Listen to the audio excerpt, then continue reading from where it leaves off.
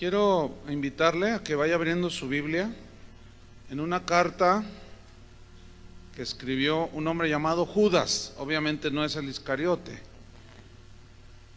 Judas tiene solamente un capítulo. Entonces vamos a leer el versículo 3 y 4, porque vamos a continuar con la serie temas de importancia para la iglesia. Hace un par de semanas yo les hablé del extremo del legalismo, ¿se acuerdan? Hoy les voy a hablar el extremo del libertinaje, que es el otro lado. Y para eso vamos a leer Judas 3 y 4. Dice así: amados, por la gran solicitud que tenía de escribiros,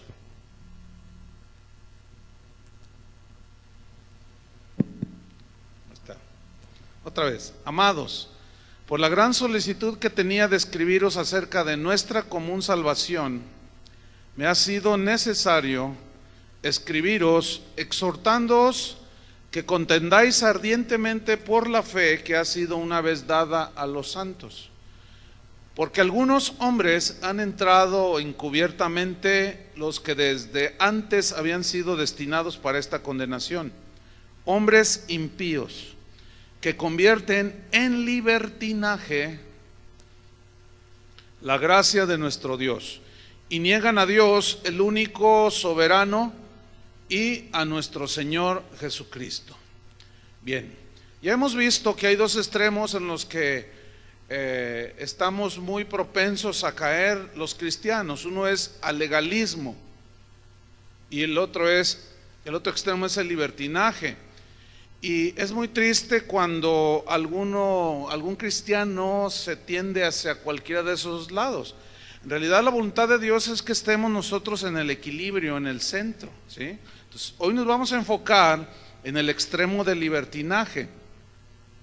Bueno, recordemos que el legalismo consiste básicamente, ustedes recordarán, en atribuirle efectos de santificación, de salvación, de méritos ante Dios, prácticas que podemos hacer los cristianos, como ayunar, como hacer marchas por la calle, como hacer un montón de cosas, y decimos, es que así voy a ser más santo. No, porque eso agrede el sacrificio de Cristo. Eso significa que el sacrificio de Cristo fue insuficiente, por lo tanto yo tengo que hacer cositas para completar la salvación o mejorar, y no es así. Eso es un error, pero ese tema ya lo tratamos. Hoy vamos a enfocarnos sobre el libertinaje, que es el otro extremo, es el otro lado, ¿sí? Entonces vamos a poner una señal allí, un separador allí en su Biblia, porque vamos a estar estudiando esta carta de Judas, porque allí trata precisamente el extremo del libertinaje. Y vamos a estudiar cómo Dios reprende, el Espíritu Santo reprende a los libertinos, y de una manera muy dura, así como reprende a los legalistas, ¿sí? Vamos al versículo 13 entonces. Dice así: amados, escribe Judas, por la gran solicitud que tenía de escribiros acerca de nuestra común salvación. Esa frase, gran solicitud, significa una urgencia de decir algo, una urgencia de comunicar algo, una urgencia de decirles que había un peligro en el que los cristianos de ese tiempo y los de este tiempo podían caer. Por eso la urgencia de Judas al decir: yo tengo una gran solicitud, una urgencia de amonestarlos y de prevenirles. Por eso tengo esa urgencia de escribirles acerca de nuestra común salvación, es decir, todo aquello que tiene que ver con la salvación que Cristo nos regaló cuando murió por nosotros en la cruz, todo lo que Él dijo acerca de su muerte, el perdón de nuestros pecados, la vida cristiana, el seguirle, etcétera, etcétera. Todo eso, dice Judas, yo tengo una urgencia para escribirles acerca de estas cosas, para que no les afecten su relación con Dios, para que no los afecte su vida cristiana. Esa era la preocupación de este Judas. Y luego dice, entonces, tenía esa necesidad de escribirle, sigo en el versículo 3, me ha sido necesario. O sea, era una necesidad. Lo mismo que el día de hoy sigue siendo una tremenda necesidad que los cristianos aprendamos el equilibrio, el balance, que no nos vayamos al legalismo, pero tampoco nos vayamos al libertinaje, sino que permanezcamos en el centro, lo más equilibrados posible. Por eso decía, me ha sido necesario, sigo en el versículo 3, me ha sido necesario escribirles exhortándolos. Aquí exhortando significa animándolos, amonestándolos, llamándoles la atención para que hicieran algo muy importante que viene a continuación en el versículo. Exhortándoos que contendáis. La palabra aquí contender no significa pelearse como dos señoras en el mercado. Bla, bla, bla, bla, bla, y que tú, y que yo, y que no, y que tú, y que... No. Aquí la palabra contender no significa pelearse en la carne, ¿entienden? Que tú le dices y le dices botellita de Jerez y le empiezas allá a decir cosas. No se refiere, eso es de la carne. Aquí contender viene de un término griego que significa defender cuerpo a cuerpo, enfrentar para defender, enfrentar al adversario cara a cara. Pero en este caso la lucha no es en la carne, ¿entienden? En realidad nuestras luchas no son en la carne, son espirituales. Entonces ese verbo contender significa eso, defender. Ahora, ¿qué vamos a defender? ¿Y cómo vamos a defender? Dice, que contendáis, que defendáis. Pero luego añade otra palabrita, si ustedes se fijan en el versículo 3, que contendáis ¿cómo? Ardientemente. Sígame allí en su Biblia. O sea, usted de vez en cuando voltea a verme, porque no me vaya a quedar dormido, y para que me despierte, ¿verdad? ¡Hey, pastor, se está durmiendo! Que contendáis ardientemente. O sea, yo quiero que usted vea la Biblia, ¿sí? Para eso la traen, ¿no? O la traen de desodorante.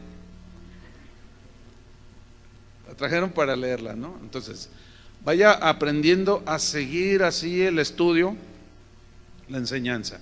Entonces dice, me ha sido necesario animarlos, exhortándolos para que defiendan ardientemente. Y esa palabra ardientemente significa vigorosamente, significa decididamente, con decisión, con fervor.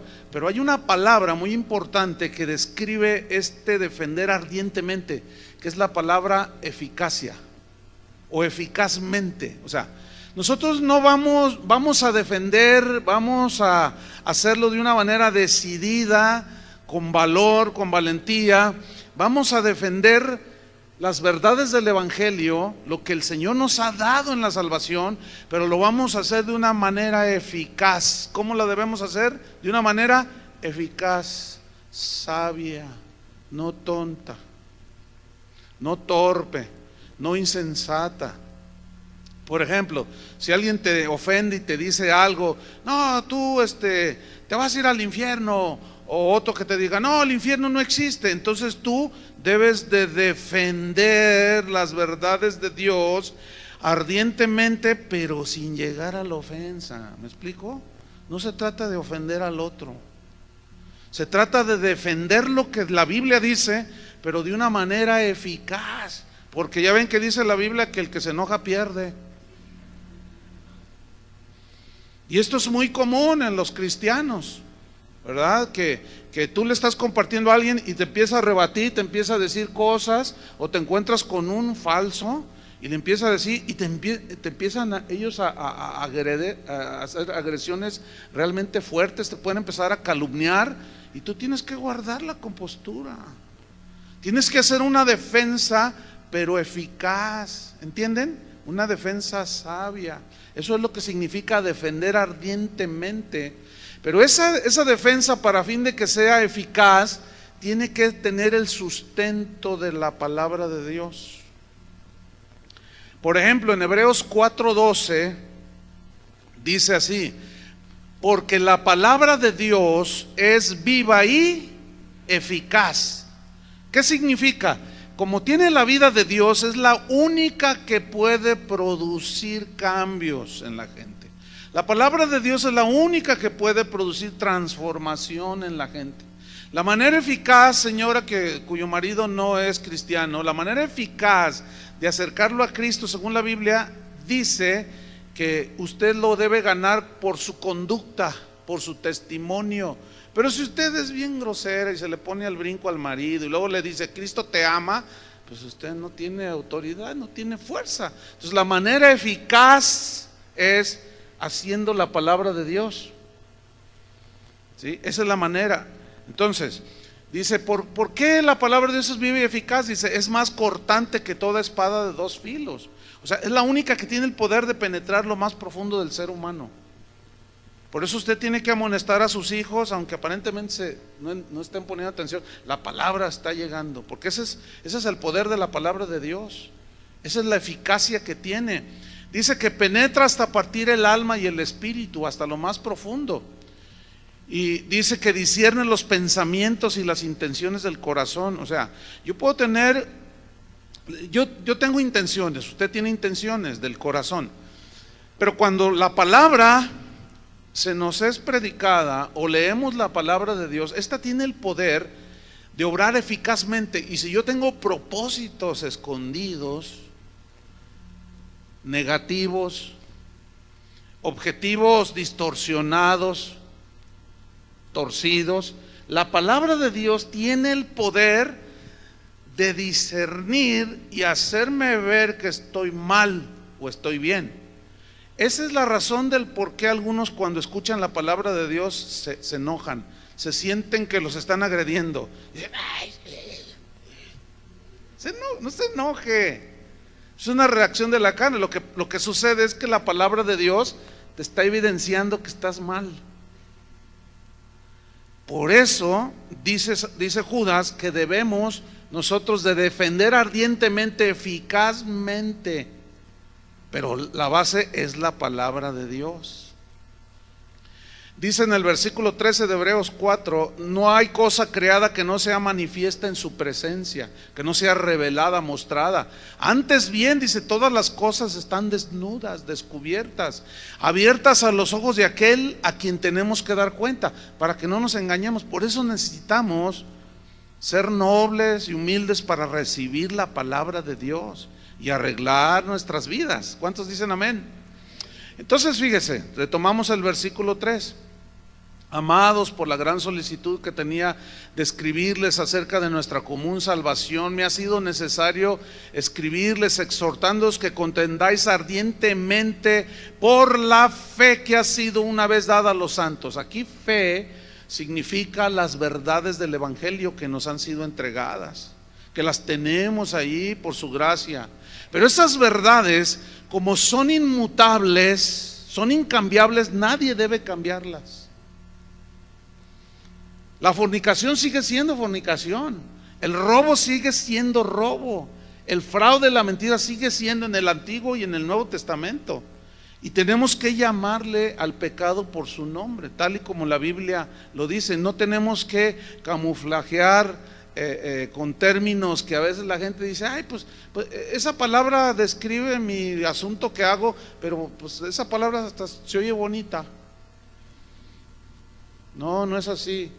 No es así. Tenemos que sustentar, o mejor dicho, defender las verdades que son inmutables. Esa fe que nos ha sido dada son verdades eternas, son verdades incambiables, son verdades no negociables. Yo no puedo negociar con Dios. Oye, déjame hacer esta transita, Señor, tú sabes que necesito el dinero. O sea, ¿cómo? Si oye hasta extraño una negociación así. No se puede negociar, no se puede alterar el significado de lo que las Escrituras dicen, o no se debe, y eso lo debemos nosotros de defender. Eso es lo que debemos defender. Jesús dijo que el cielo y la tierra pasarán, pero su palabra, ¿qué?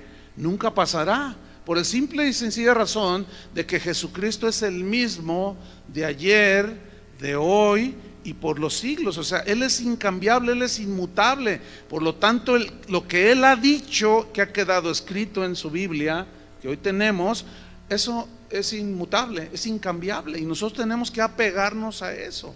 Miren, los tiempos cambian, las costumbres cambian, doctrinas van y vienen, cambian a cada rato, pero la palabra de Dios no. Esa que escribió Judas hace casi 2000 años es exactamente la misma que estamos leyendo hoy, que con la gracia de Dios yo les voy a explicar. Ahora, ¿cuál es la razón de que Judas les escribió a los cristianos a que defendieran cara a cara, ardientemente, con fervor, con eficacia, las verdades del Evangelio? ¿Cuál era la razón? La razón está en el versículo 4 de Judas. Ahí está la razón. Dice: porque algunos hombres han entrado encubiertamente. Esa es la razón. Porque algunos, no dice que todos, algunos hombres han entrado encubiertamente. La palabra encubiertamente significa entrar con disimulo, fingiendo, poniendo una fachada, haciéndose pasar por alguien que en realidad no es. Usted sabe que es un delito decir que usted es abogado cuando nunca se graduó en la escuela de Derecho. Esa es usurpación de funciones o de profesiones, y ese es un delito. ¿Cierto o no? Lo mismo cuando alguien se hace pasar por policía federal y no es policía federal, es un delito. Si esas cosas terrenales son castigadas por los mismos seres humanos, imagínese a alguien que se hace pasar por cristiano, se pone la placa de cristiano pero no es cristiano. Y a esos es los que se está refiriendo, y se refiere concretamente a los libertinos que entran encubiertamente de una manera disimulada. La palabra en el griego encubiertamente también significa entrar por un lado, o sea, no entrar por la puerta principal donde todo mundo los ve, sino habla de ese entrar encubierto, y fingen, traen actitudes perversas, en fin. Y esa frase de entrar por un costado, Jesús mismo en Juan capítulo 10, abra su Biblia en Juan 10, pero pongo una señal en Judas, porque esa misma verdad Jesús la habló. Y dice en Juan capítulo 10 versículo 1, dice: de cierto os digo. Ese doble de cierto es una manera de expresarse de los judíos, pero es lo que se entiende, lo que se debe entender es que hay un énfasis contundente de que es una verdad inalterable, que nadie debe cambiar.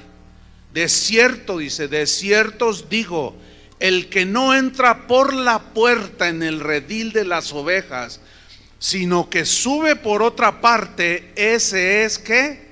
Ladrón y salteador. Se metió por un lado, se metió encubiertamente. ¿Cómo se meten los ladrones? Por la puerta principal, a veces, cuando no está nadie. Pero ¿cómo entran? Forzando, tumbando, rompiendo candados. Esa no es la manera correcta de entrar por la puerta, por una puerta. ¿Por qué? Porque son ladrones, porque son salteadores. Versículo 7 dice: volvió pues Jesús a decirles: de cierto os digo, yo soy la puerta de las ovejas. Todos los que antes de mí vinieron ladrones son y salteadores, pero no los oyeron las ovejas. 9. Yo soy la puerta, el que por mí entrare será salvo. ¿Por dónde debemos entrar? Por la puerta que nos lleva al reino de Dios. ¿Y esa puerta quién es? Metafóricamente hablando, Jesús. Entonces el legalista se mete allí y dice: algo anda mal aquí en esta iglesia. Entonces tú le dices: ¿por qué? Dice: ¿por qué las mujeres traen el pelo corto? Pues porque les gusta cortárselo, hace calor, oiga. No, es que la Biblia es, y te empiezan a torcer todo. Y te quieren meter a la esclavitud del legalismo. Es que para que una mujer sea de Dios, tiene que traer el pelo hasta acá. Y veo que algunas traen pantalones. Entonces, esa persona está diciendo que se entra al reino de Dios, que Dios lo acepta cuando la mujer se deja crecer el pelo hasta acá y usa falda. Eso es legalismo, porque le está atribuyendo a cosas poderes de santidad y de salvación. Pero luego entran otros, el libertino, y está ahí sentado, como usted comprenderá, ¿no? Entonces está ahí sentado y luego de pronto escucha algo y hace comentarios para que oigan los de alrededor. ¿Los ha oído? Algunos han entrado encubiertamente y lo dicen: exagera el pastor, no es para tanto. Ay, sí, ¿a poco Dios No, yo, para mí eso es una exageración. Yo puedo hacer ciertas cosas, ¿qué? ¿Quién me dice que no? Entonces está por ahí uno de esos hermanitos que andan ahí empezando o que está luchando. ¿Cómo dijo? No, tú puedes. Dios conoce nuestra debilidad, sabe que somos hombres. Además Él es amor, Él es perdonador. Oiga, pero me interesaría hablar con usted. Tenga mucho cuidado, esos son los libertinos de los que hoy la Biblia va a descubrir. Entonces, volvamos a Judas. Versículo 4: porque algunos hombres han entrado encubiertamente, los que desde antes habían sido destinados para esta condenación. Eso significa que siempre va a haber gente que rechaza a Dios, que andan en sus propios caminos, que no aceptan el sacrificio de Jesús, ponen sus propias reglas. Y luego dice: hombres impíos. Ponga sus ojos ahí en el versículo: hombres impíos. Fíjese, esos que entraron encubiertamente son gente impía. La palabra impíos viene de un término griego, asebes, que significa actuar con rebeldía. Ponga mucha atención. Eso significa hombres impíos, que entran encubiertamente, pero actúan con rebeldía. Gente que está en las iglesias, que van, se meten, pero no, todavía ellos no tienen a Jesús como su Señor. Ellos traen su legalismo, traen su libertinaje. Pero ellos van a las iglesias, se meten. Es una cosa extraña. Porque los libertinos, pues esos le dan vuelo a la carne allá afuera. Pero que un libertino venga a la iglesia, como que es un poco contradictorio, ¿no? ¿No será que quieren lavar un poquito su conciencia de la culpabilidad que sienten? Y dicen: pues ya fui a la iglesia. Entonces dice: hombres impíos que actúan con rebeldía. Gente que se rebela. El sentido es que actuar con rebeldía de gente que se rebela contra la palabra de Dios, contra lo que dice. Y es el ejemplo que les ponía hace un momento. Se explica la palabra, pero está allí la persona y dice: no, eso es lo que está diciendo él. No, eso es una exageración. Ay, no, ni tanto que queme al santo, ni tanto que no le alumbre. Ay, no, y están ahí discutiendo. Entonces los que están así atrás están oyendo, y si está bien centrado, nomás le hace a la esposa: ¿estás oyendo el libertino que está acá atrás? No le está gustando porque pues de seguro pues, le está cayendo el saco y se lo está poniendo. Entonces, y lo hablan. Pero esos son dañinos, porque esos tuercen escrituras y se apropian de ellas, les dan su significado engañoso. Y lo peligroso es que engañan a los incautos, a los neófitos, a los que comienzan en su caminar con Dios, o a los que de plano están en rebeldía con Dios y el próximo paso es actuar como ellos. Ahora, retomo el versículo: hombres impíos que convierten en libertinaje la gracia de Dios. ¿Qué hacen esos rebeldes? Convierten en libertinaje. La palabra convertir significa pervertir, significa cambiar algo deliberadamente. Como si yo agarro un florero y lo cambio a otro lugar de una manera deliberada, ¿sí? Consciente. Lo agarro así, no me gusta que esté aquí, y lo pongo acá. Entonces, esta gente pervierten las verdades de Dios. pervierten los caminos de Dios, de una manera deliberada cambian de su lugar el verdadero significado de la Biblia. Cambian el sentido de las Escrituras y ellos mismos se alejan de la verdad de Dios. El problema y el peligro es que pueden arrastrar a algunos verdaderos creyentes. Por eso la solicitud en escribir de una manera ansiosa de Judas acerca precisamente de estos hombres que entran encubiertamente, que convierten de esa manera, pero luego convierten en libertinaje. Sigo en el versículo 4. Convierten en libertinaje. La palabra libertinaje en el griego es una palabra aselgeia que significa excesos, significa desenfreno, significa indecencia e incluye el libertinaje sexual. Déjeme explicarle. Libertinaje, aselgeia, excesos. O sea, sabemos que todos los excesos son malos, ¿sí o no? Entonces, ellos al cometer excesos se desenfrenan en sus pasiones humanas pecaminosas, llegan a la indecencia y a un libertinaje sexual. Son aquellos que dicen: yo no necesito casarme, ¿para qué? Si Dios ya sabe. Yo no necesito. Entonces la esposa o el esposo, según el caso: oye, vamos a arreglar nuestra situación delante del Señor. No, ¿para qué? Y se te ocurre de irle a decir al pastor, ninguno de los líderes, porque ellos, ¿para qué? ¿Qué les importa nuestra vida? Así estamos bien. ¿Así están bien? ¿Será? No están bien, ¿cómo va a estar bien? No ves que la Biblia dice, y empiezan a torcer todo. ¿Sí? Eso es el libertinaje, el desenfreno. ¿Sí? Dicen: pues yo no entiendo. Dios puso el impulso sexual, luego nos lo refrena. ¿Qué clase de Dios es ese? Se me hace que está medio bipolar Dios, porque nos puso el instinto sexual, la atracción sexual, y luego nos la puso allí y luego nos la refrena. ¿Cómo está eso? A ver, no, Dios no la puso aquí pues para que la usemos. Oye, pero la Biblia dice: no adulterarás. Dios rechaza la homosexualidad, el lesbianismo, la fornicación. Son pecados que agreden tu mismo cuerpo y a la otra persona. No, estás mal. Lo que significa, y te empiezan a decir un montón de cosas que nada que ver, y empiezan a torcer el sentido de las Escrituras.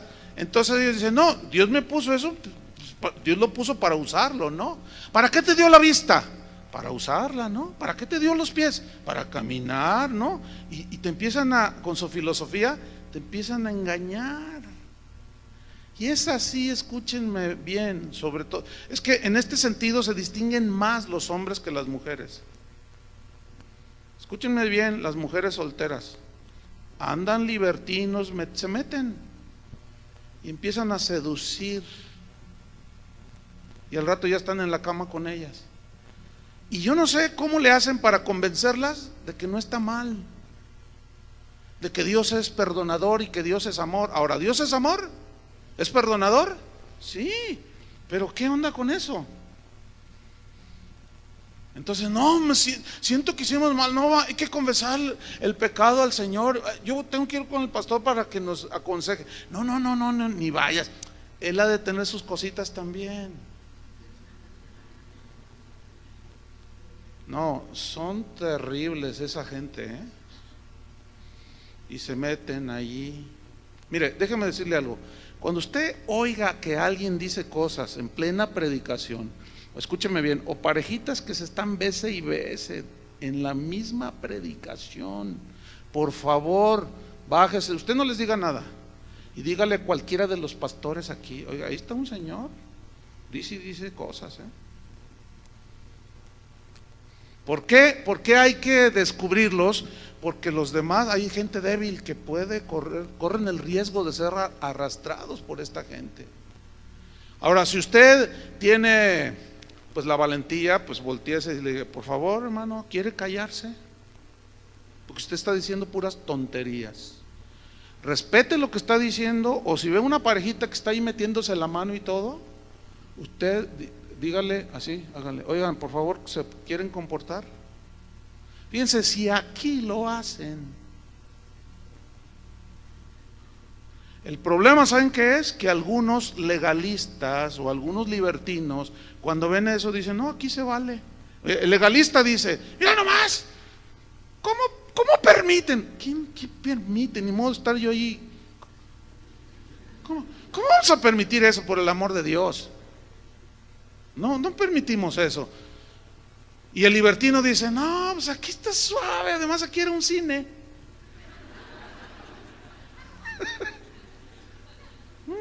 Me gusta aquí. No. Déjeme hacerle algunas preguntas a los libertinos. Supuestamente usted fue salvado del pecado por Cristo, porque usted dice que es cristiano. La pregunta es, ¿Cristo lo salvó del pecado para que usted siga viviendo en el pecado? No tiene sentido. Otra pregunta. Usted dice que es salvo. La pregunta es, ¿pero para hacer lo que le da a usted la gana? Pues no tiene sentido, porque decimos que Jesús es mi Señor. ¿Qué significa que Jesús señorea? Que el Señor gobierna mi vida con su palabra. Entonces, no tiene sentido decir, soy salvo, Jesús, soy cristiano, soy hijo de Dios, Jesús es mi Señor, y usted hace lo que le da su gana. No tiene sentido. Otra pregunta, usted fue hecho libre de la esclavitud del pecado, dice, sí, yo ya soy libre. La pregunta es, ¿para seguir viviendo en adulterio? No tiene sentido. ¿O para seguir robando? No tiene sentido. ¿O para seguir fraudeando? ¿O para seguir mintiendo? No tiene sentido. Otra pregunta, Jesús murió por tus pecados pasados. Dice el libertino, sí. Y la pregunta es, ¿para solaparte tus pecados presentes y futuros? A ver. No, es que Él murió ya por mis pecados. Pero, ¿murió para solaparte tus pecados presentes? ¿Y aún los futuros? Pues no tiene sentido. Otra pregunta, ¿Jesús es tu Salvador o tu solapador? Bueno, la respuesta es bien obvia. ¿Jesús qué es? Salvador. Entonces, ¿de dónde libertinos piensan? Por un lado se agarran de algo que es una verdad. Dios es amor y Él perdona todo. Sí, es cierto. Pero Él no nos salvó por amor, pero no nos salvó para seguir igual. Ahí está el libertinaje y el engaño. Otra pregunta, si tú dices que eres salvo y vives como vives, entonces ¿tú consideras que la gracia es licencia para pecar? Porque dicen, ya no estamos bajo la ley, sino bajo la gracia. Y cuando alguien dice eso y vive como vive, lo que está diciendo es, bueno, es que la gracia me permite hacer todo. No, hermanos, no. Bueno, la gran mayoría de ustedes dicen, no, claro, porque ustedes están en los caminos del Señor, pero los libertinos se meten de una manera encubierta y son muy peligrosos. Entonces, otra pregunta y última, ¿de cuándo acá el evangelio de la gracia permite excesos? ¿No? ¿De cuándo acá el evangelio de la gracia permite el desenfreno, la indecencia y el libertinaje sexual? No, hay un concepto totalmente erróneo, porque ciertamente el regalo de la salvación fue por gracia, ¿sí o no? Fuimos salvos por gracia por medio de la fe. Es una salvación que no merecíamos y Dios nos la regaló cuando nos concedió también el don de arrepentirnos y nos limpió con su sangre. Pero estos libertinos convierten en libertinaje la gracia de nuestro Señor Jesucristo Y ellos asumen que la libertad de la ley, que ya, porque dicen ya somos libres de la maldición de la ley y ahora estamos bajo la gracia, y ellos interpretan como gracia como la libertad para seguir pecando. ¿Creen ustedes que eso sea correcto? Gálatas 5:13, mira lo que dice, Gálatas 5:13. Ahora, ¿cuántos son libres en Cristo? ¿Para hacer lo que queremos? No. Usted sabe que Dios le puso límites al mar, ¿verdad? ¿Qué sucede cuando el mar rebasa los límites? Destruye, ¿no? Es lo mismo. Nosotros, mientras estemos en los límites que son los mandamientos de Dios, marchamos en orden, pero rebasamos los límites y somos como el tsunami, pura destrucción. Gálatas 5:13 dice así: porque vosotros, hermanos, a libertad fuisteis llamados. ¿Qué significa libertad? Libertad de la esclavitud del pecado, hermanos. Ya el pecado no se enseñorea de nosotros, no se debe enseñorear de nosotros. Pero luego Pablo dice: solamente que no uséis la libertad como ocasión, ¿para qué? Para la carne. ¿Más claro que eso? Mis estimados libertinos. Ahora fíjate, sigo en el versículo. Hombres impíos que convierten en libertinaje la gracia de nuestro Dios. Y mira esto, y niegan a Dios, el único soberano, y a nuestro Señor Jesucristo. ¿Qué significa que niegan a Dios, que es el único soberano? Mire, ¿qué significa que Dios es soberano? Significa que Dios, como creador de todo, como todopoderoso, como todo suficiente, Él no le pide permiso a nadie de cómo hacer las cosas. Eso significa ser soberano. Es como dicen, México es un país soberano, o sea, nadie tiene que venir a decirnos cómo hacemos las cosas, porque tenemos la capacidad de gobernar. Bueno, así dicen las definiciones, ¿no?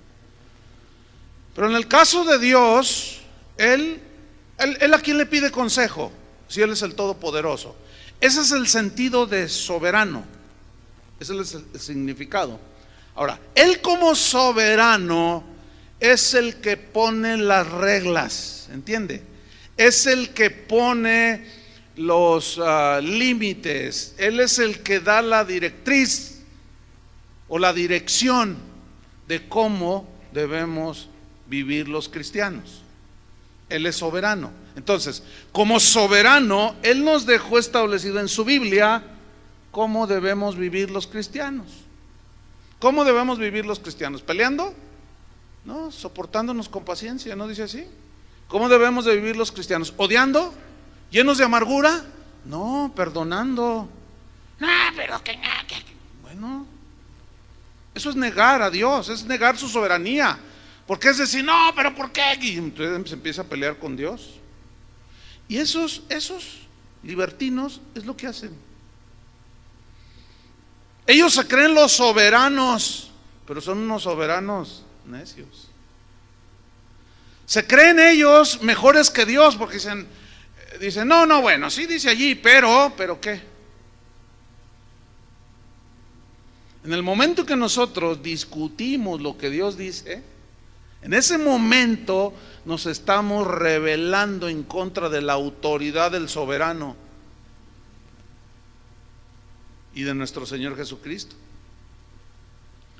Entonces, ellos mismos ponen sus lineamientos, ellos mismos ponen sus parámetros de conducta. El problema es que toman versículos de la Biblia para justificarlos.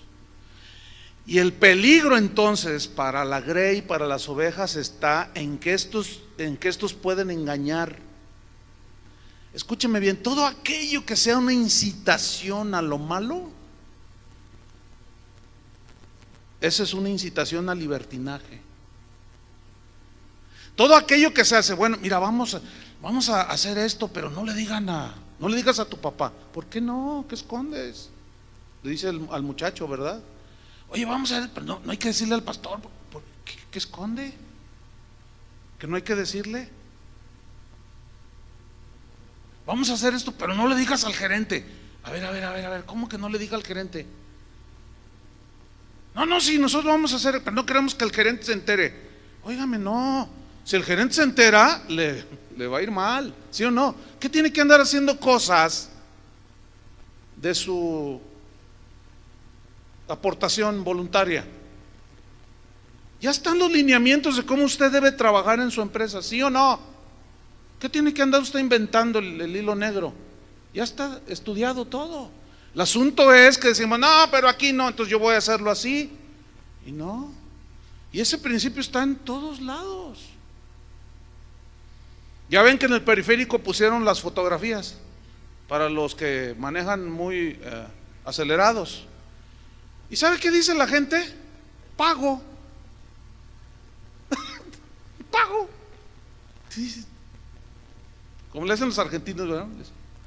Como diciendo, pues no tienes la cabeza. Pago. ¿Supieron de uno que a 220 kilómetros por hora 17 fotografías tenía? Pues ya fue a pagar. Fui y pagó. ¿Qué? O sea, ¿qué le dice la ley? Paga ya. Y si voy a 300 por hora en mi bolchito, ¿qué? Pago. Esos son los libertinos, ¿entiende? Hermano, nosotros somos libres de la esclavitud del pecado, pero no somos libres para hacer lo que queramos. Gracias, hermano.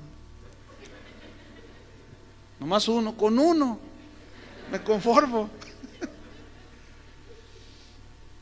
Mire, a continuación, a partir del versículo 5, Judas empieza a descubrir a los libertinos, porque empieza a describir sus rasgos de carácter, de personalidad, de conducta.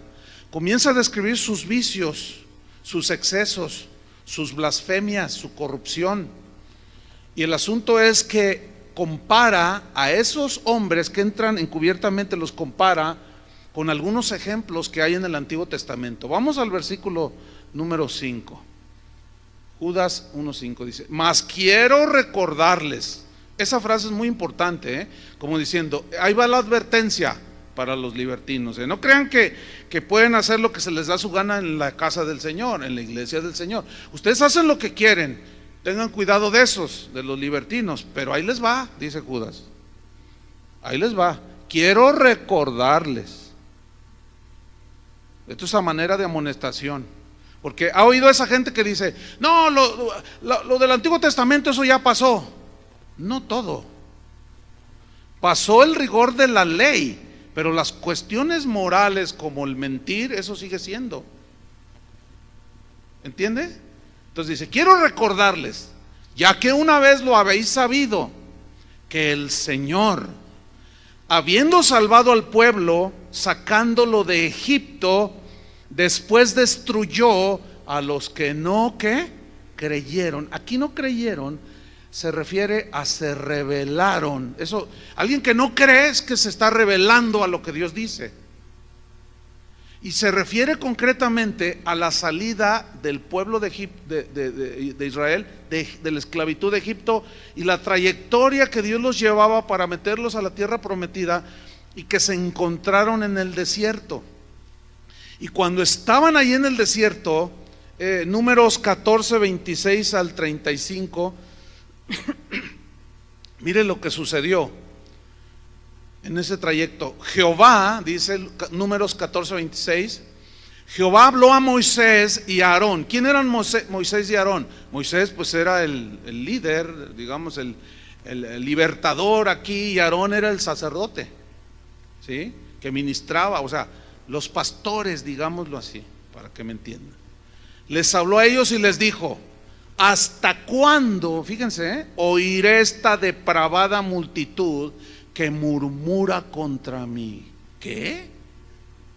¿Cómo que murmuran? Dice, las querellas de los hijos de Israel que de mí se quejan. ¿Saben qué hacían los israelitas? Ellos nunca entendieron que tenían que pasar el desierto para llegar a la tierra prometida. Ellos nunca lo pudieron entender. Ellos creían que ya salieron y ya todo amor y paz. Y aún hay más, ¿no? Dicen, pero escúchame bien, eso es exactamente lo que enseñan los predicadores de la prosperidad. Conviértete a Cristo y todo. No, la Biblia dice que es necesario que a través de muchas tribulaciones entremos ¿a dónde? Al reino de los cielos. ¿Qué significa eso? Que aquí en la tierra vamos a enfrentar un montón de cosas. Entonces los que enseñan eso son libertinos. ¿Por qué? Porque enseñan a la gente mal.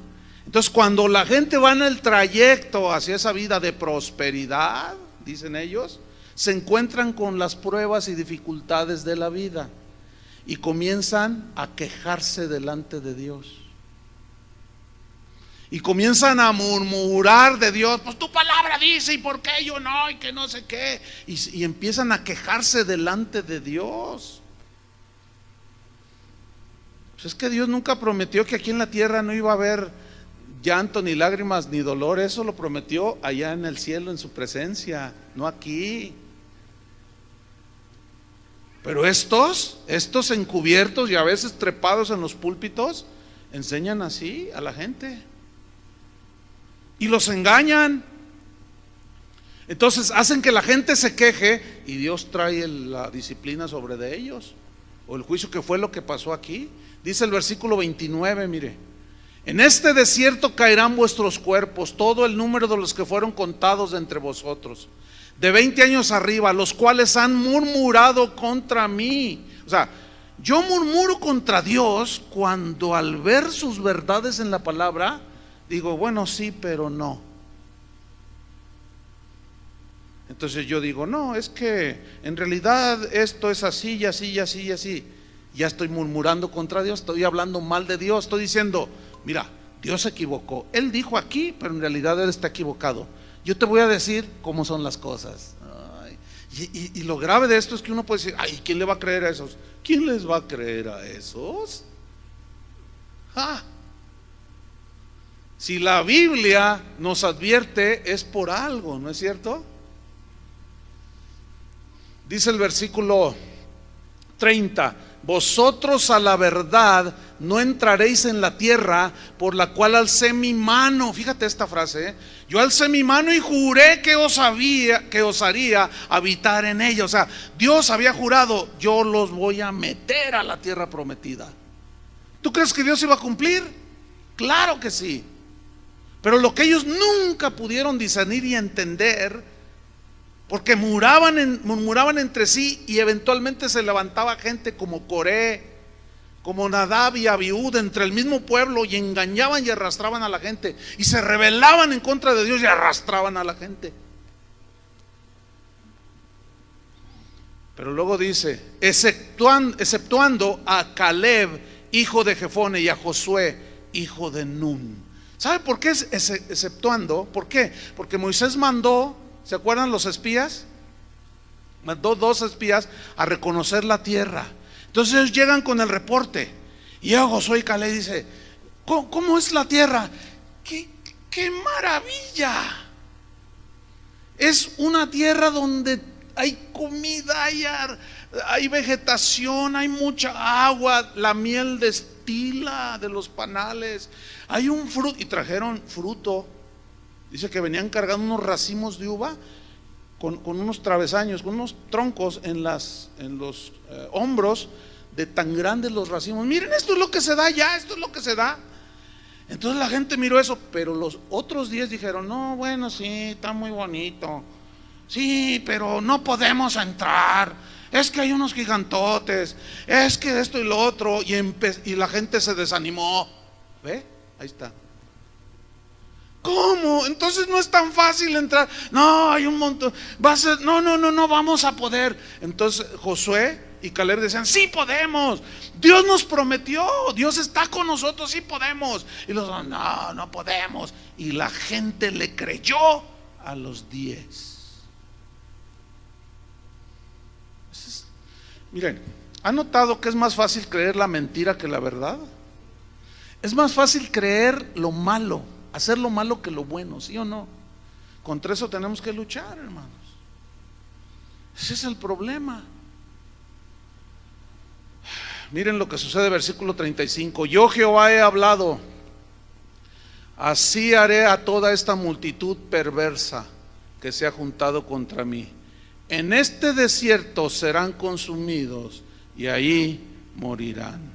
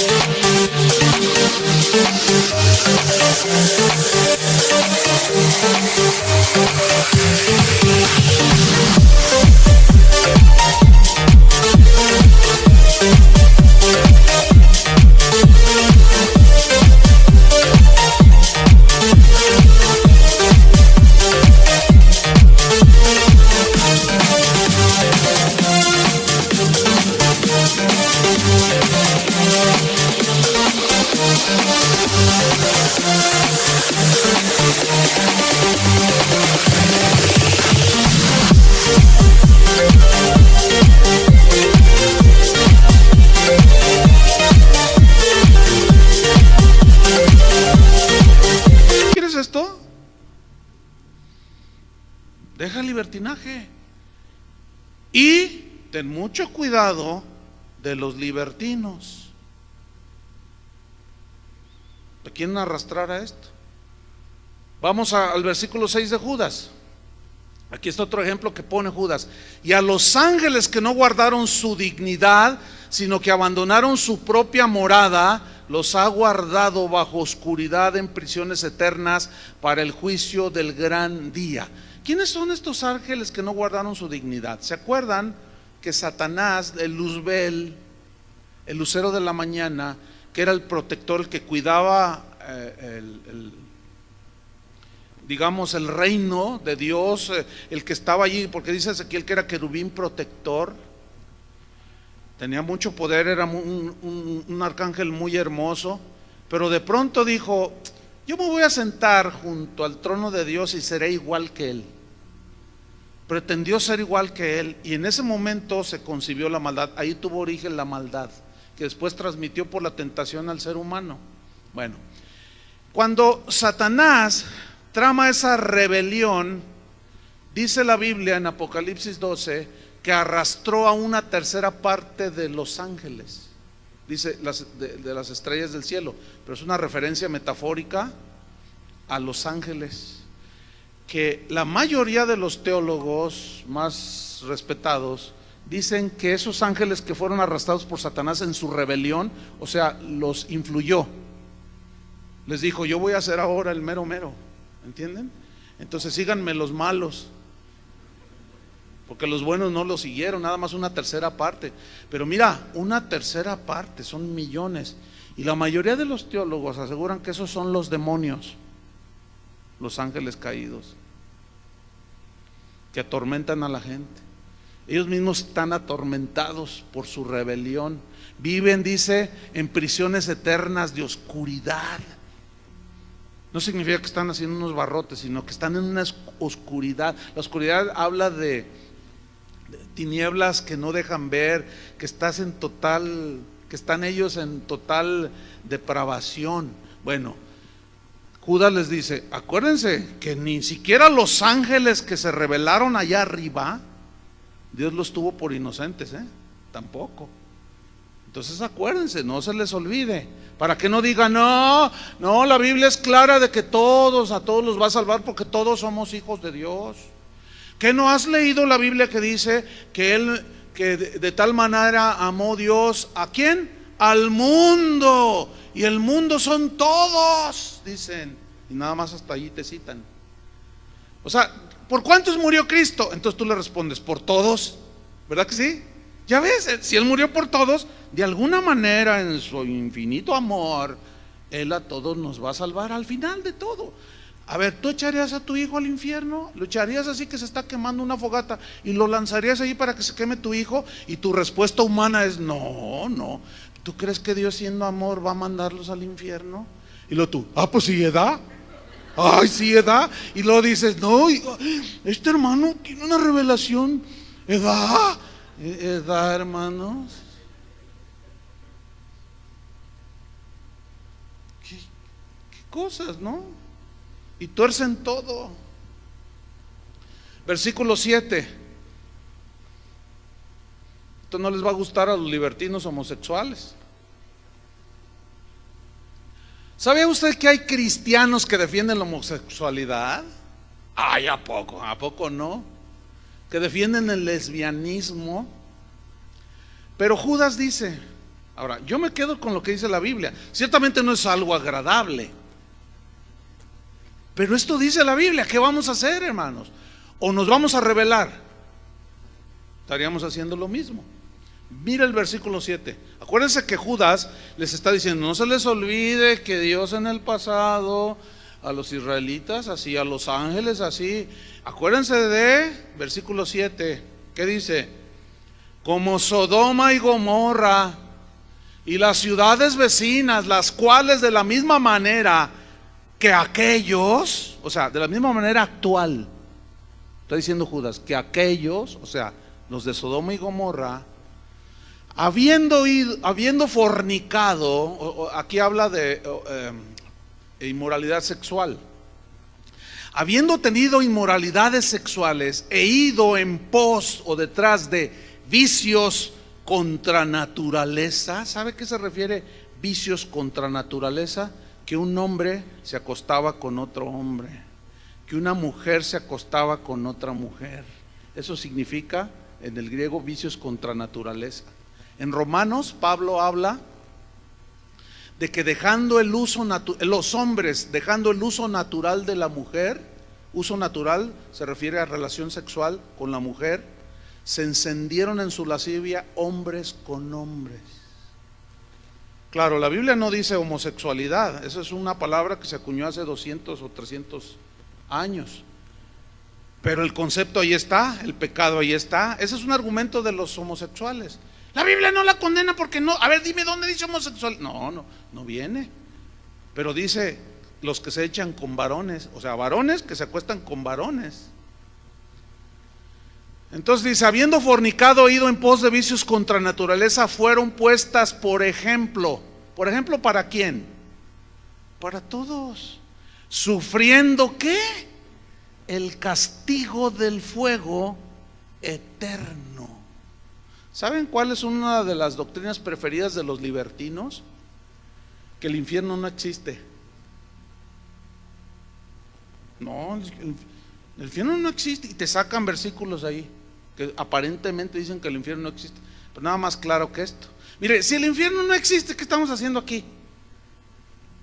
Mejor vamos a ver al Chicharito. No, ese lo vieron ayer. No, si el infierno no existe, ¿qué estamos haciendo aquí? ¿Contra qué luchamos? ¿De qué nos vamos a librar? No se dejen engañar, hermanos. Déjenme decirle, aquí en la ciudad hay un pastor ahorita de una iglesia, allí por Plaza del Sol, que está predicando que el diablo no existe, que está predicando que el infierno no existe. Están todas las grabaciones ahí. ¿Saben por qué? Porque tiene amoríos con mujeres de su congregación y lo toleran.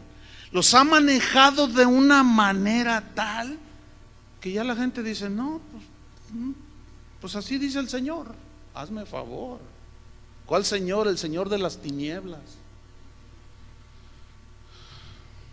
Versículo, bueno, esto que Judas menciona en el versículo 7 está en Génesis 19, 4 al 25.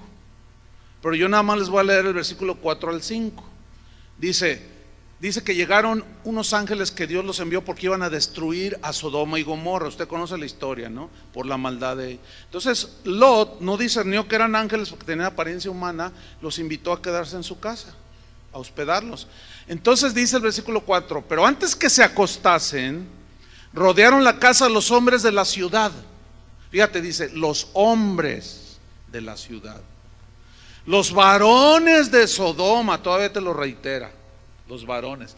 Y le dijeron a Lot: ¿dónde están los varones que vinieron a ti esta noche? Dice: sácalos para que los conozcamos.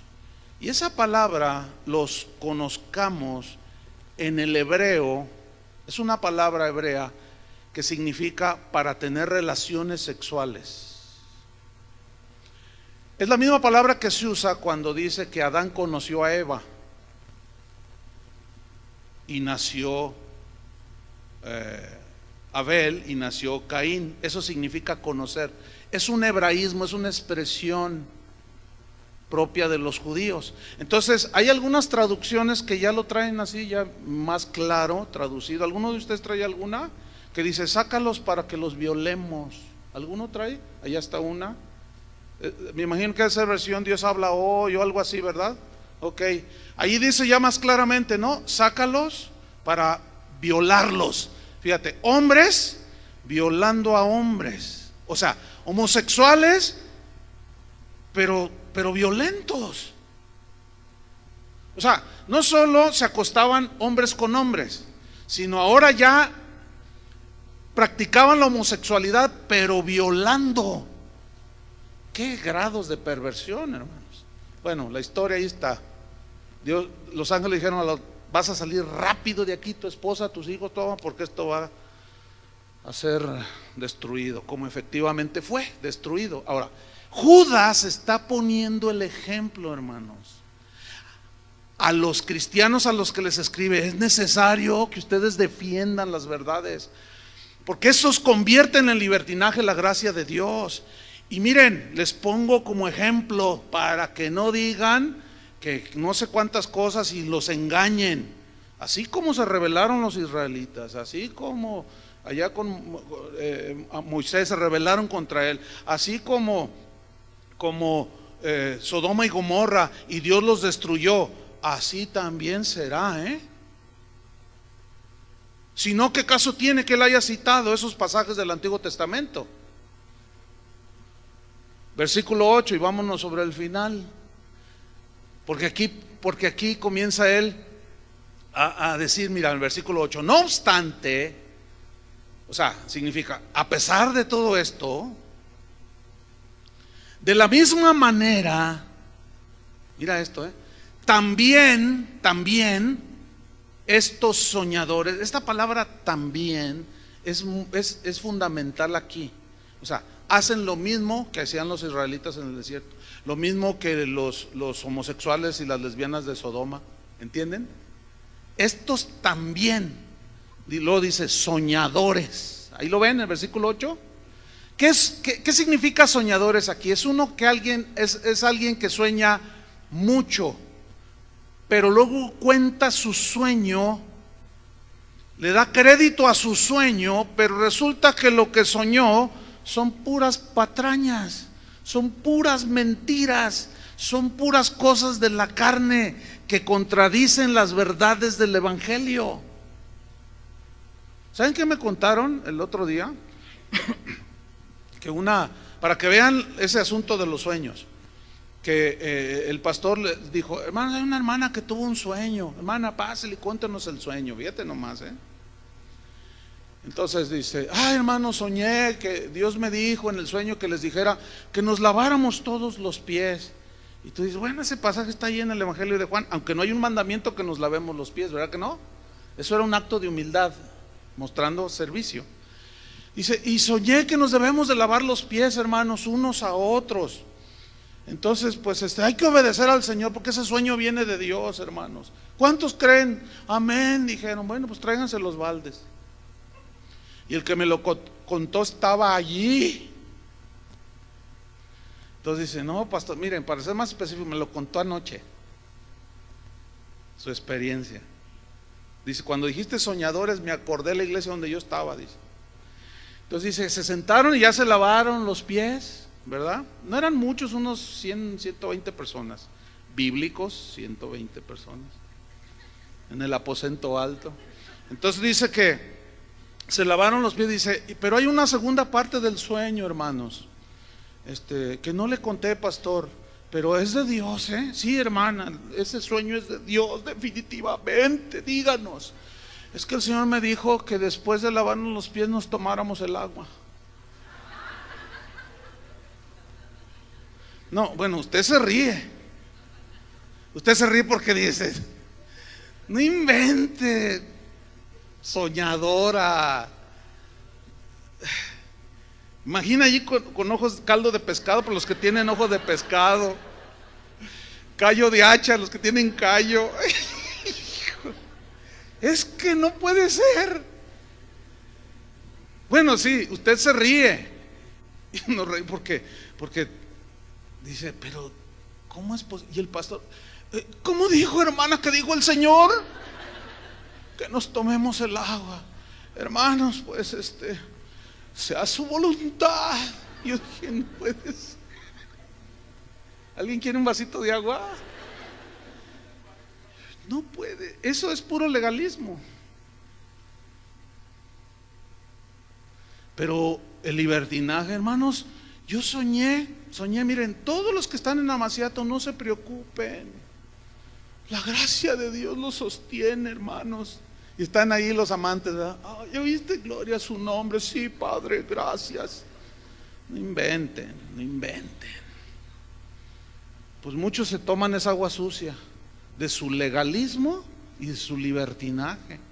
Soñadores. ¿Pero qué hacen esos soñadores? Número 1, sigue el versículo 8. Mancillan la carne. ¿Qué significa mancillar la carne? Contaminan con prácticas pecaminosas la mente y el cuerpo. Eso significa mancillar la carne. Mira lo que dice Pedro en 2 de Pedro 2:17.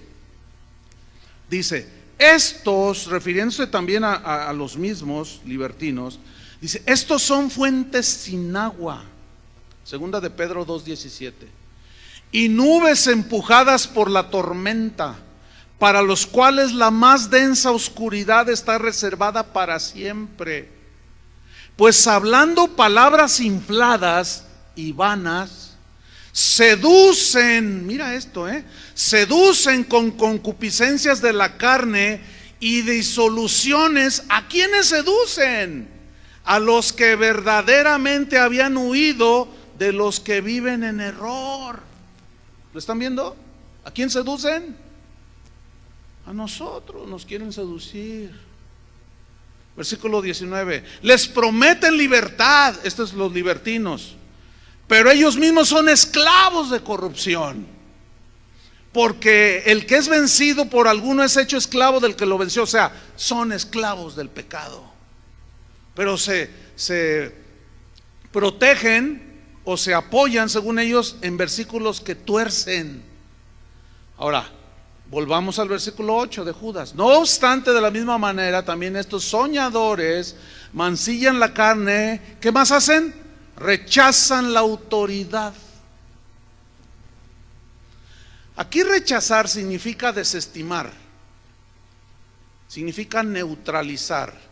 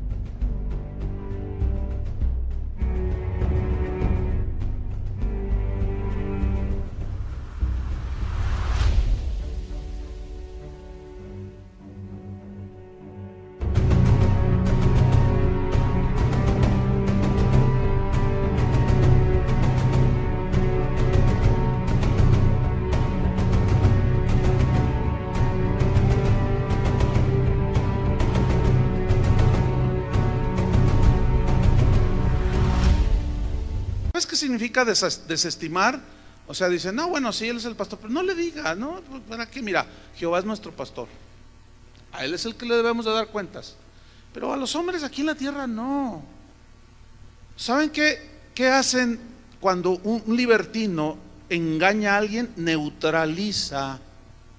¿Saben lo que es neutralizar, no? dejar sin efecto la autoridad. Pero aquí se refiere, pongan atención, se refiere a la autoridad de Dios en primera instancia, que está sobre todos, pero también se refiere a la autoridad delegada de Dios.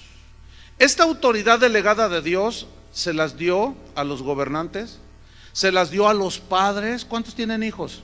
Tú tienes autoridad sobre tus hijos. ¿Quién te dio esa autoridad? Dios. Esa misma autoridad la delegó a los ministros de Dios como un servidor, ¿sí? La delegó, no porque nosotros la merezcamos, no se trata de eso. Dios nos la confió, significa delegar, nos confió la autoridad. Ahora, ¿cuántos de ustedes se han enfrentado con sus hijos que se les ponen al tú por tú? Uy.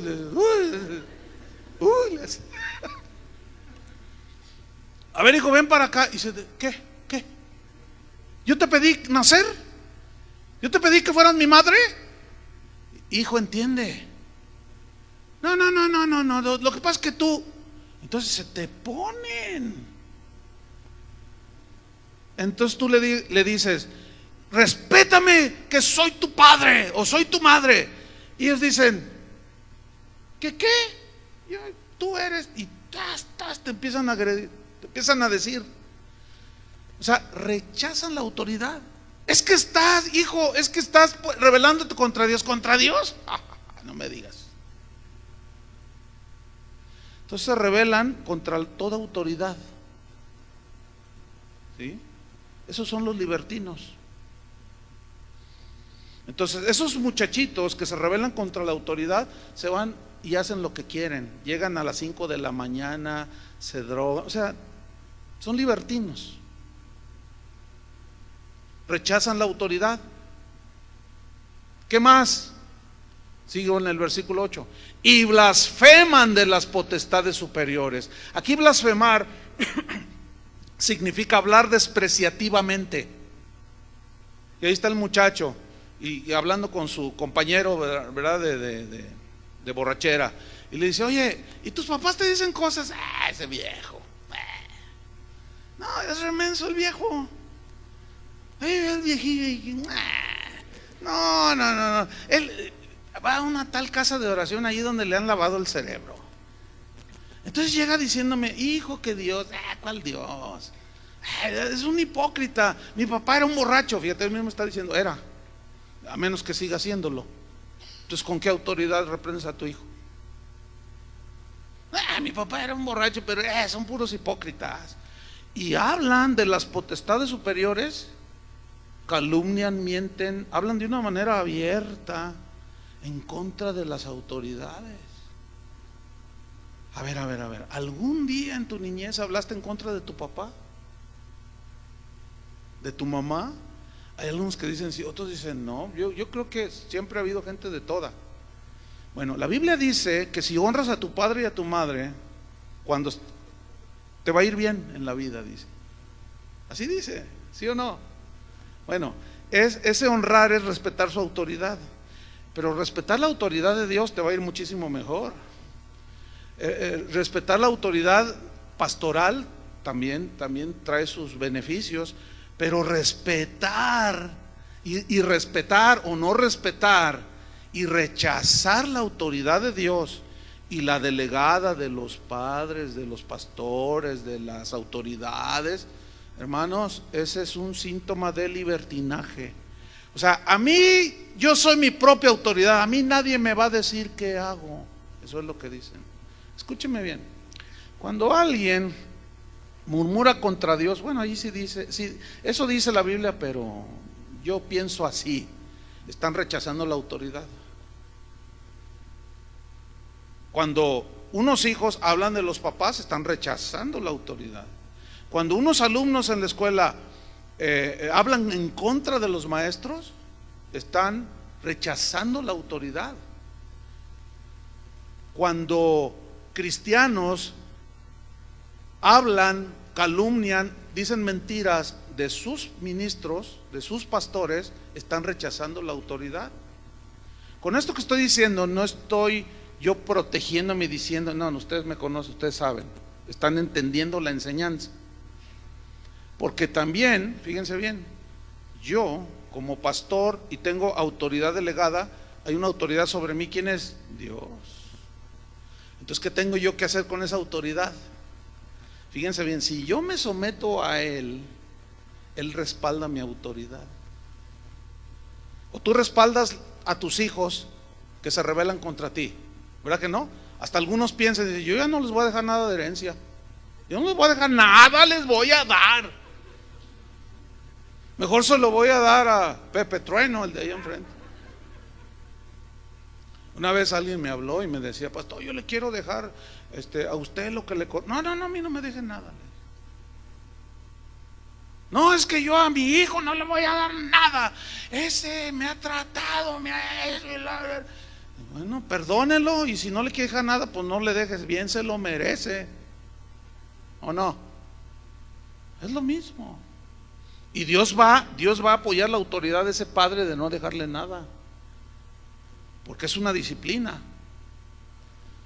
Entonces vean hasta dónde llega todo esto. Entonces blasfeman de las potestades superiores. Y luego dice el versículo 9, pone un ejemplo: pero cuando el arcángel Miguel contendía con el diablo, disputando con él por el cuerpo de Moisés, no se atrevió a proferir juicio de maldición contra él, sino que dijo, el Señor te reprenda. O sea, el arcángel Miguel no se puso a contender con Satanás, el arcángel lucero de la mañana, reconociendo, dijo, no está de mí, tú, porque todavía él tenía poder. Satanás sigue teniendo poder.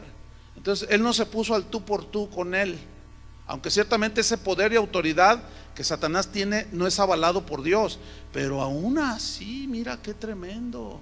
El arcángel Gabriel dice, estaban disputando, pero no se puso así, no se atrevió a proferir juicio de maldición contra él, sino que dijo, el Señor te reprenda. Yo sigo mi camino, yo hago lo que el Señor que te reprenda. Versículo 10, pero estos, dice, blasfeman de cuantas cosas no conocen, y en las que por naturaleza conocen, estoy en Judas, versículo 10, se corrompen como animales irracionales. Dice, ay de ellos, porque han seguido el camino de Caín. ¿Cuál fue el camino de Caín? Mató a su hermano. Y no dice la Biblia que el que aborrece a su hermano es homicida. Y se lanzaron por lucro en el error de Balaam. ¿Cuál fue su error y su lucro? Ir a profetizar por dinero. Se vendió el profeta ese. Y luego dice, y perecieron en la contradicción de Coré. Contradicción aquí significa rebelión, de cuando se rebeló ahí en el desierto. Se rebelaron contra la autoridad. Moisés fue con Dios, dijo, hazte un lado, abrió la tierra y derechito al infierno. Qué increíble, ¿no? Y finalmente, hermanos, Pablo en el versículo 12 y 13 habla de 5 metáforas que describen lo dañino que son los libertinos. Esto no me lleva más de 5 minutos. Dice el versículo 12, estos son manchas en vuestros agapes. Vuestros agapes son vuestras reuniones cristianas. Pero la palabra que dice, estos son manchas. Aquí la palabra manchas en el griego significa, habla de rocas filosas que están ocultas en el mar. Que tú vas caminando por la playa, no sé si alguna vez te ha pasado, y de repente te tropiezas con una o pisas una piedra de esas que están en el mar y son filosas y te cortas. Son piedras con las que te tropiezas, son piedras tan filosas que aún una embarcación puede ser hundida. Fíjate lo que dice de estos, estos son manchas, son como rocas escondidas que no las ves, y cuando te encuentras con ellas te hieren, te dañan, te despedazan y te pueden hacer que se hunda tu vida. Y dice que comiendo impúdicamente con vosotros, o sea, comen, andan con nosotros. Comer impúdicamente significa sin temor de Dios. O sea, están allí, viven como viven y están allí comiendo y dan gracias a Dios. Qué increíbles, ¿no? Dice que comiendo impúdicamente sin temor de Dios, eso significa con vosotros, y se apacientan a sí mismos. O sea, ellos no son apacentados por el Señor ni por los pastores. No, ellos se apacientan a sí mismos. Y luego dice, nubes sin agua. ¿Cuántos quisieran una lluviecita ahora? Bueno, todos, ay, Señor, ten misericordia. Luego al rato que llueve, ay, llévate la lluvia. Y total, nunca estamos. Pero ahorita como que caería bien una primera lluvia, ¿no? Y salimos y vemos las nubes. Pero hay nubes sin agua. ¿De qué sirve una nube sin agua en un tiempo como el de ahora? No sirve de nada. Bueno, esas nubes sin agua le prometen a la gente lluvia de bendiciones. Si tú me sigues, mira lo que yo te digo. Pero esas lluvias que prometen de bendiciones son incapaces, esas nubes sin agua, son incapaces de dar una sola gota de agua que les traiga vida.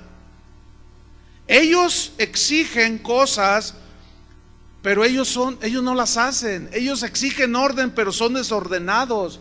Esa gente exige que tú les hagas caso, pero ellos no se someten a nadie. Eso significa nubes sin agua. Pero luego dice cómo son: llevadas para acá, de acá para allá, por los vientos. Nomás andan así, andan de iglesia en iglesia. ¿Entienden? Ahorita están aquí, ya no les gustó, no pegaron su chicle, se salieron con la suya y se van a otra. Nubes sin agua, llevada de acá para allá por los vientos. Pero luego dice árboles otoñales. ¿Cómo es un árbol otoñal? Seco, sin hojas, sin follajes, incapaces de dar sombra del calor abrasador y dar frescura. No, son secos. Y como tales son sin fruto, dice. O sea, no hay fruto del Espíritu, como el gozo, la paz, la obediencia, ¿entiende? El perdón. No, todo es amargura en ellos, puras mentiras. El odio sale hasta por su piel. Calumnian sin ton ni son. Y han agarrado el internet de una manera impresionante para hablar de todo mundo. No hay perdón en sus corazones. Y manifiestan un juicio despiadado en contra de los que no son como ellos. Y luego dice árboles otoñales sin fruto, 2 veces muertos y desarraigados. O sea, muertos espiritualmente y morirán físicamente, y al recibir su condenación. Y finalmente versículo 13 dice fieras ondas del mar. ¿Cómo son las fieras ondas del mar? ¿Se acuerdan del tsunami? Ese fue una ola de 15 metros, olas de 10, 12, 15 metros que eran tan poderosas, tan fuertes que llegaron, rebasaron el límite. Y usted vio los videos en Japón, impresionantes. ¿Qué hacen? Destruyen. Eso es lo único que hacen esos libertinos, destruyen como los tsunamis, como las fieras ondas del mar. Lo dice que espuman, que arrojan. Se fija cuando rompe una ola, ¿qué queda por encima? Espuma. Eso significa, aquí espumar significa arrojar lo malo. El mar tiene una manera, Dios así lo diseñó, que a través de su movimiento de las olas va arrojando los desechos. ¿Se fija? Arroja a los muertos, arroja a los peces muertos, todo aquello que no sirve en el mar. En las mañanas aparece en la orilla. ¿Se ha fijado?